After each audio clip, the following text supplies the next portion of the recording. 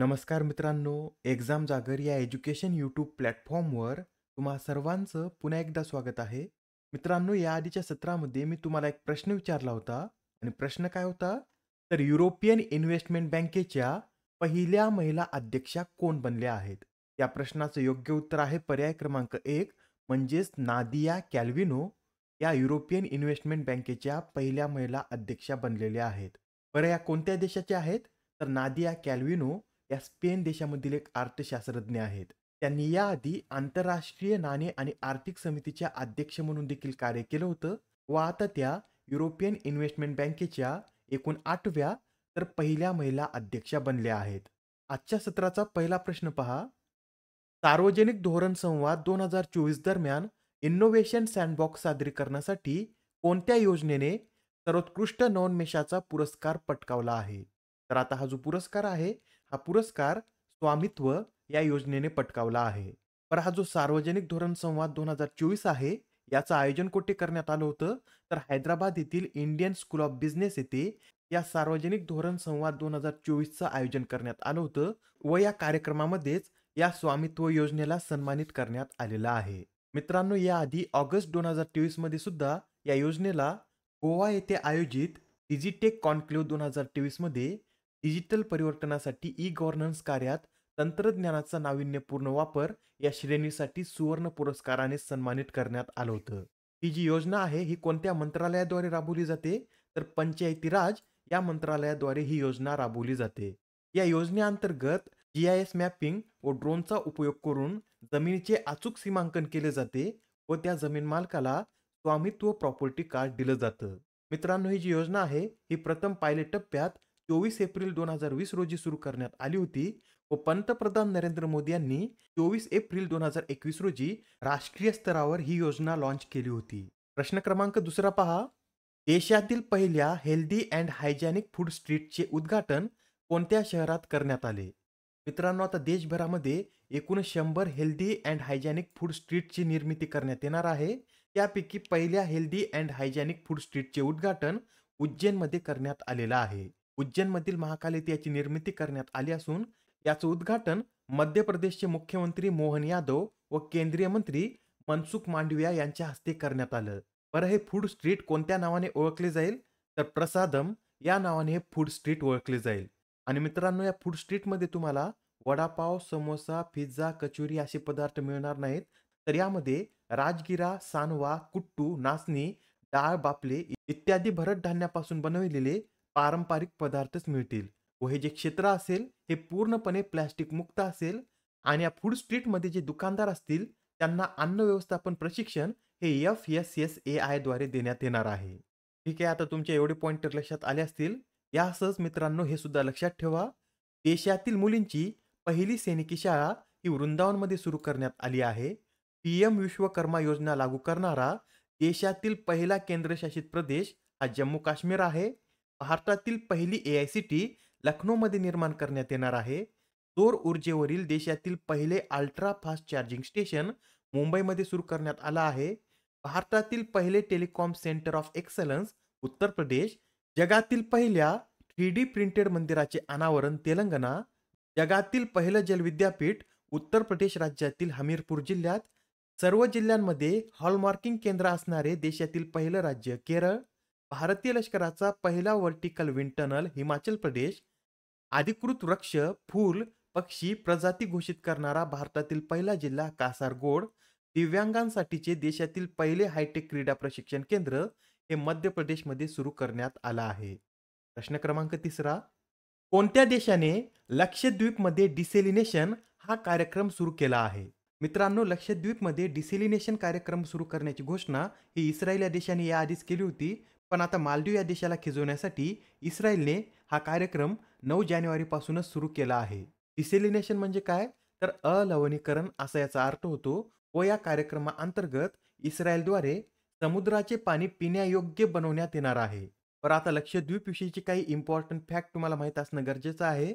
एक्झाममध्ये आपल्याला यावर सुद्धा प्रश्न विचारला जाऊ शकतो. लक्षद्वीप हा 36 बेटांचा समूह आहे आणि लक्षद्वीपचा मल्याळम आणि संस्कृतमध्ये काय अर्थ होतो? तर 1,00,000 बेट असा त्याचा अर्थ होतो. लक्षद्वीपची राजधानी ही कवरत्ती आहे व याचं क्षेत्रफळ हे एकूण 32 चौरस किलोमीटर इतकं आहे. लक्षद्वीपमधील जी बेटे आहेत यांची निर्मिती प्रवाळाच्या संचयातून झालेली आहे. एक्झाममध्ये बऱ्याच वेळा यावर प्रश्न विचारण्यात आला आहे. तर लक्षात ठेवा, लक्षद्वीपमधील बेटांची निर्मिती ही प्रवाळांच्या संचयातून झाली आहे. आणि जी लक्षद्वीपची बेटे आहेत ही केरळमधील कोची शहरापासून 220 ते 440 किलोमीटर अंतरावर पन्ना अरबी समुद्रात स्थित आहेत. आता पंतप्रधान नरेंद्र मोदी यांनी लक्षद्वीपला भेट दिली आहे आणि जर तुम्हालाही लक्षद्वीपला भेट द्यायची असेल, तर लक्षद्वीपला भेट देण्यासाठीचा सर्वोत्तम काळ कोणता मानला जातो? तर ऑक्टोबर ते मार्च हा लक्षद्वीपला भेट देण्यासाठीचा सर्वोत्तम काळ मानला जातो. आणि मित्रांनो, या लक्षद्वीपमध्ये साक्षरतेची टक्केवारी किती आहे?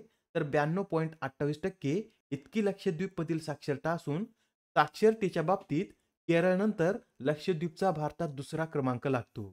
बरं, लक्षद्वीप या बेटामधील सर्वात दक्षिणेकडचं टोक कोणतं आहे? तर मिनिकॉय हे लक्षद्वीपमधील सर्वात दक्षिणेकडचं टोक आहे. बरं, लक्षद्वीप आणि मालदीव या दोन्ही बेटांना कोणतं चॅनल वेगळं करतं? तर 8 डिग्री चॅनल हे लक्षद्वीप आणि मालदीव किंवा मिनिकॉय आणि मालदीव या बेटांना वेगळं करतं. मित्रांनो, सध्या लक्षद्वीप चर्चेमध्ये आला आहे. यावर तुम्हाला प्रश्न विचारला जाऊ शकतो. त्यासाठी हे सर्व पॉइंट नोट करून घ्या. आणि आता प्रश्न क्रमांक 14 पहा. कृष्णा गोदावरी खोऱ्यात डीप सी प्रोजेक्ट अंतर्गत प्रथमच कोणत्या कंपनीने कच्च्या तेलाचे उत्पादन सुरू केले? या प्रश्नाचं योग्य उत्तर आहे पर्याय क्रमांक 1 म्हणजेच oil and natural gas corporation limited या कंपनीने या खोऱ्यातून कच्च्या तेलाचे उत्पादन सुरू केलं आहे. आणि हा जो प्लांट आहे हा आंध्र प्रदेशच्या काकीनाडा किनाऱ्यापासून 30 किलोमीटर अंतरावर स्थित असून येथून प्रथमच या कच्च्या तेलाचं उत्पादन करण्यात आलं आहे. मित्रांनो, आता या स्पॉटमधून दररोज 45,000 बॅलर कच्च्या तेलाचं उत्पादन होण्याची अपेक्षा असून यामुळे आपल्या भारताच्या राष्ट्रीय तेल उत्पादनात 60% तर राष्ट्रीय नैसर्गिक वायू उत्पादनात देखील 7% वाढ होण्याची अपेक्षा आहे.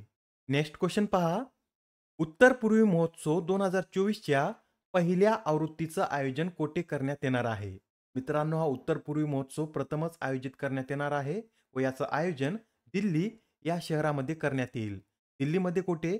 तर दिल्लीमधील प्रगती मैदानावरील भारत मंडपममध्ये 13 जानेवारीपासून हा महोत्सव सुरू होईल ते 17 जानेवारीपर्यंत हा महोत्सव चालणार आहे. या महोत्सवाची टॅगलाईन काय आहे? तर अष्टलक्ष्मी की पहचान, विकसित भारत की शान अशी याची टॅगलाईन आहे. आता हे जे अष्टलक्ष्मी नाव आहे हे पंतप्रधान नरेंद्र मोदी यांनी ईशान्येकडील 8 राज्यांना दिलेलं नाव आहे. मित्रांनो, या कार्यक्रमामध्ये काही नृत्य देखील प्रदर्शित केले जाणार आहेत. यात सांगायचं झालं तर मणिपूर राज्याचं थांगता फाईट, सिक्कीम राज्याचं शेर शेली नृत्य, मेघालयचं वांगला नृत्य, नागालँडचं मुंगवता नृत्य, मिझोरामचं बास नृत्य, तर आसाम राज्याचं बिहू हे पारंपरिक नृत्य या कार्यक्रमामध्ये प्रदर्शित केलं जाणार आहे. नेक्स्ट क्वेश्चन पहा. आता नुकतेच फ्रेंच बेकनबावर यांचं वयाच्या 78व्या वर्षी निधन झाले, तर ते कोणत्या खेळाशी संबंधित होते? तर आता हे जे फ्रेंच बेकनबावर आहेत हे त्यांच्या काळातील अत्यंत गाजलेले फुटबॉलपटू होते. त्यांच्याच नेतृत्वाखाली म्हणजेच ते कर्णधार असताना 1974 मध्ये जर्मनीने विश्वचषक जिंकला होता. त्यानंतर 1990 मध्ये ते जर्मनीचे टीम मॅनेजर होते व ते टीम मॅनेजर असताना सुद्धा 1990 मधील विश्वचषकाचं विजेतेपद देखील जर्मनी याच देशानं पटकावलं होतं. बरं, आपल्याला एक्झाममध्ये असं विचारलं जाऊ शकतं की फ्रेंच बेकनबावर हे कोणत्या देशाचे खेळाडू होते? तर ते जर्मनी या देशाचे खेळाडू होते. प्रश्न क्रमांक 7 अलीकडेच व्हाईस ॲडमिरल दिवंगत बेनॉय चौधरी यांना कोणत्या पदकाने सन्मानित करण्यात आले? तर आता हे जे दिवंगत बेनॉय चौधरी आहेत यांना वीर चक्रानं सन्मानित करण्यात आलेलं आहे. त्यांना हे पदक 1971च्या भारत-पाक युद्धादरम्यान दाखविलेल्या अतुलनीय साहसासाठी देण्यात आलेलं आहे. आणि मित्रांनो, हे पदक मिळवणारे व्हाईस ॲडमिरल चौधरी हे भारतीय नौदलातील एकमेव तांत्रिक अधिकारी ठरले आहेत. त्यासाठी हा प्रश्न अत्यंत महत्त्वाचा आहे. कारण हे पदक मिळवणारे ते भारतीय नौदलातील एकमेव तांत्रिक अधिकारी ठरलेले आहेत. प्रश्न क्रमांक 8 पॉंडिचेरी विद्यापीठाचे पदसिद्ध चान्सलर म्हणून कोणाची नियुक्ती करण्यात आली?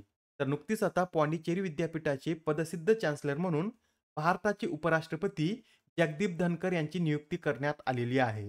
हे जे विद्यापीठ आहे हे शिक्षण मंत्रालयाच्या अंतर्गत असलेले एक केंद्रीय विद्यापीठ आहे. याची स्थापना 1985 मध्ये करण्यात आली होती व सध्या या विद्यापीठाचे कुलगुरू हे गुरमीत सिंग हे आहेत. आता हा प्रश्न पहा. दिव्यांगांशी संबंधित प्रश्नांची उत्तरे देण्यासाठी पहिल्या राष्ट्रीय टोल फ्री हेल्पलाईनची सुरुवात कोणाच्या हस्ते करण्यात आली?